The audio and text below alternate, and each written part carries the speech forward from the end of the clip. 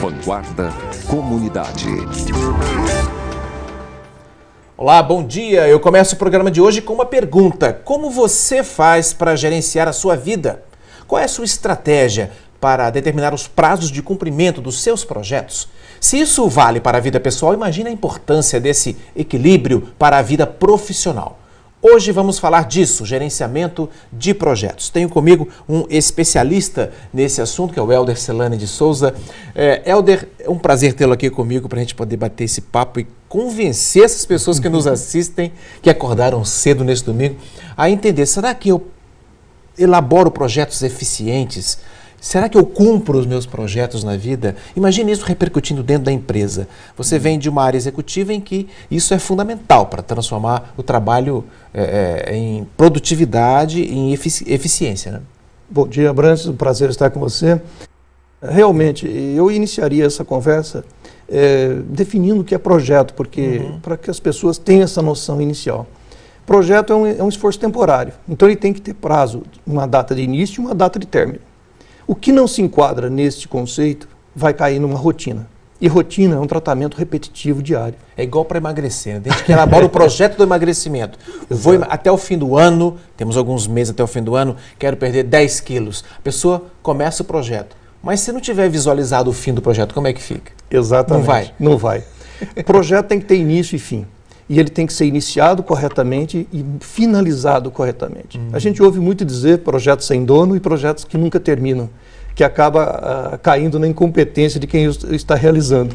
Então é importantíssimo iniciar e finalizar, e ele tem uma característica de um resultado único para cada projeto. Outro ponto que eu ressaltaria assim, de bastante importância é o fator humano. Os projetos são feitos por pessoas. E nós temos que considerar o relacionamento, considerar a comunicação e, enfim, todos os aspectos humanos do projeto.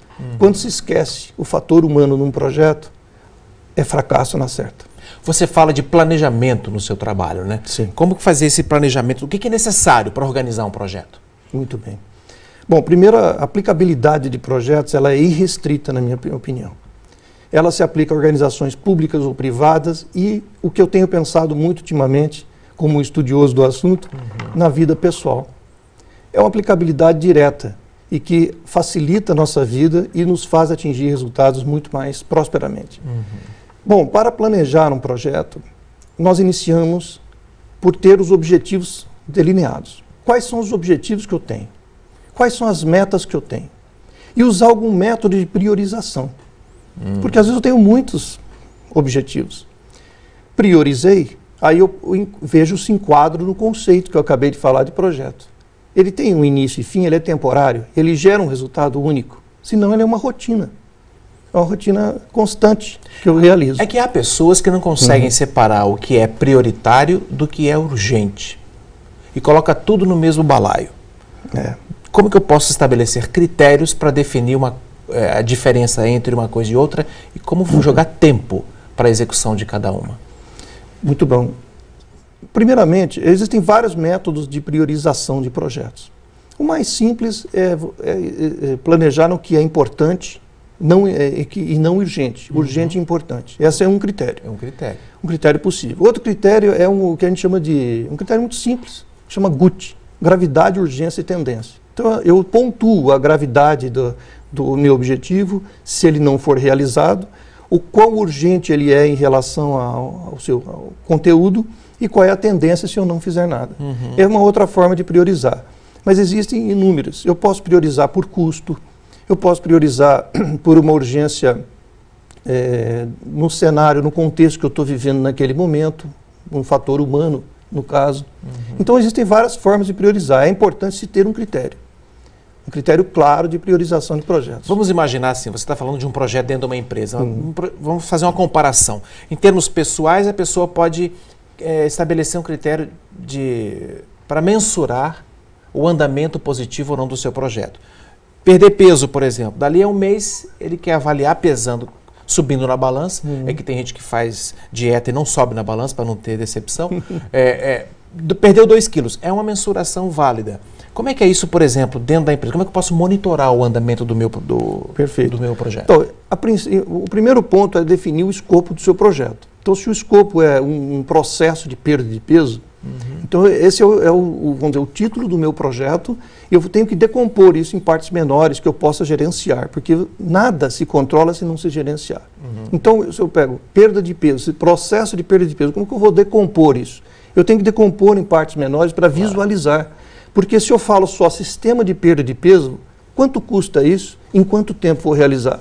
É absolutamente incerto, tanto no ponto de vista de custo quanto de prazo. Parece que tanto na vida pessoal quanto na vida empresarial, o fracasso de muitos projetos é exatamente essa falta de decomposição deles. Perfeito. O detalhamento. E o detalhamento, ele tem que ser feito em cima de um escopo claro. Quando as pessoas definem o seu escopo de forma errônea, frente ao seu objetivo, certamente vai decompor de forma errada. E o cronograma, que é justamente o controle de tempo, ele é oriundo desta decomposição. Quer dizer, uma decomposição errônea a partir de um escopo errado vai levar a um resultado errado. E isso é conhecido como fracasso em projetos.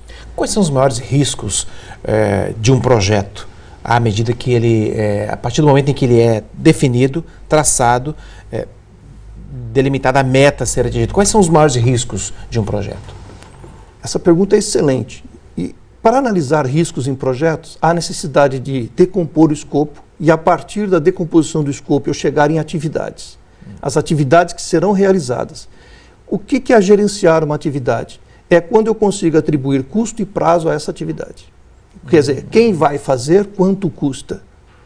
Qual é o material que eu vou utilizar? Qual é o recurso humano que eu vou utilizar? A partir do momento que eu atribuo custo e prazo à atividade, eu tenho condição de fazer qualquer análise de risco. Então vamos dar um exemplo. Vou construir uma casa, tenho uma atividade de fazer o alicerce. Muito bem, qual é o risco de chuva no período que eu vou realizar? Eu tenho que analisar, certo? Por exemplo, eu vou fazer uma atividade de perda de peso, vou tomar um remédio específico para perda de peso. Será que esse remédio tem uma contraindicação? É o risco da contraindicação. Perfeito. Então, eu só consigo analisar risco em projeto a partir de uma decomposição que acaba chegando numa atividade específica que eu tenho o recurso e tenho o custo e o tempo dessa atividade. E uma conclusão. Como que eu chego à conclusão desse projeto e a mensuração dos dados ou uma avaliação adequada para saber se isso deu certo ou não? A gente tem que fazer algumas medições, que é uma área de controle. Em geral, o projeto ele tem 5 fases.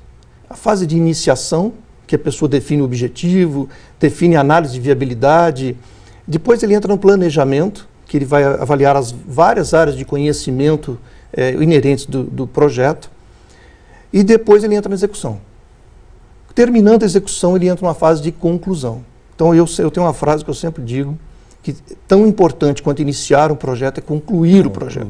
E o que é concluir o projeto? É justamente contabilizar, fazer a verificação se o que está realizado corresponde ao escopo e ao objetivo do projeto. Isso é fundamental. Se a expectativa do interessado no projeto, ou dos interessados, esse é um termo hoje em inglês bastante comum no mercado, que é stakeholder. Stakeholders são os interessados. Os interessados podem ser de maneira positiva ou negativa. Então, é fundamental, dentro da área de comunicação em projeto, determinar os interessados. Determinar se eles vão ter uma ação positiva ou negativa no projeto.